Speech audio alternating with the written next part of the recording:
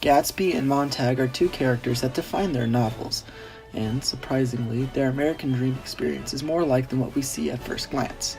But, how can a duty-bound fireman turned intellectual fugitive and a young lover in a party-crazed 1920s be so alike? It all has to do with one thing: the past, and both Gatsby and Montag try to reclaim it as best as possible, with varying success. In the time of the Roaring Twenties, many Americans defined the American dream through having money, friends, and alcohol, but not Gatsby. Although Gatsby began his journey with that ideology, it all changed when he met Daisy. Gatsby lived for love, but in a way that was his utopia, a perfect reflection of the past. His ideal American dream was himself and Daisy together again, living like they did when they first fell in love. Gatsby's pursuit of Daisy leads him to adapt to a new norm of money, parties, and popularity. But on his terms. To reach Daisy again, he must push himself to live in the lap of luxury, and this leads him to attain wealth in perhaps criminal ways. Ultimately, new versus old money drives social forces here, as the new money Gatsby tries to reacquaint with the old money Daisy.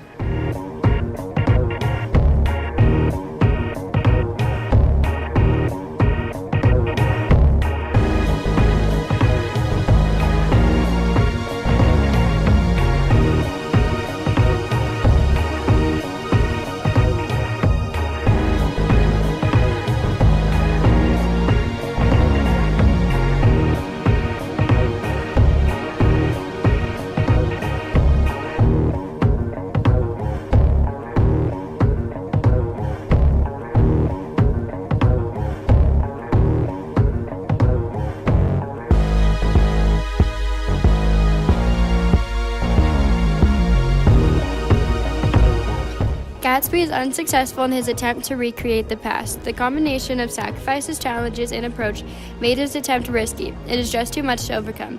While Gatsby somewhat gets Daisy back, he can't get her to separate from Tom. After an unfortunate series of events, this leads to his eventual death. Despite his outward image of success and money, his internal lust and mystery acted as a barrier of sorts, as well as the rivalry between new and old money.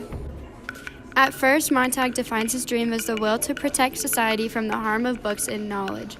As various factors and influences take hold on him over the course of the story, he changes into an intellectual looking for the opportunity to protect knowledge and hopefully reintroduce it into society at some point. Montag's life as a fireman forces him to burn books and knowledge deemed harmful to society.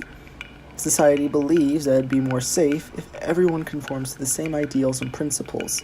However, Montag eventually falls underneath the spell of Clarice and Faber, as well as other various influences, who open his eyes to a more individualistic way of thinking. Eventually, he escapes society and hopes to bring back books and knowledge instead of burning them.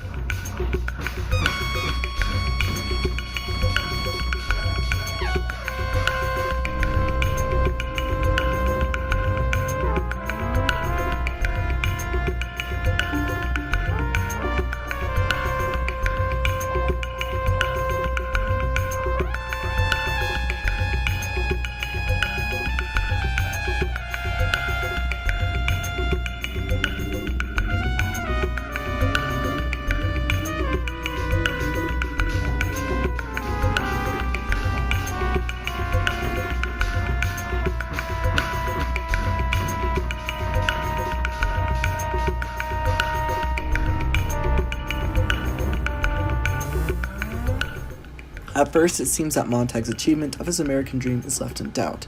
The conformist nature of society leaves Montag the odd one out and essentially shunned by the rest.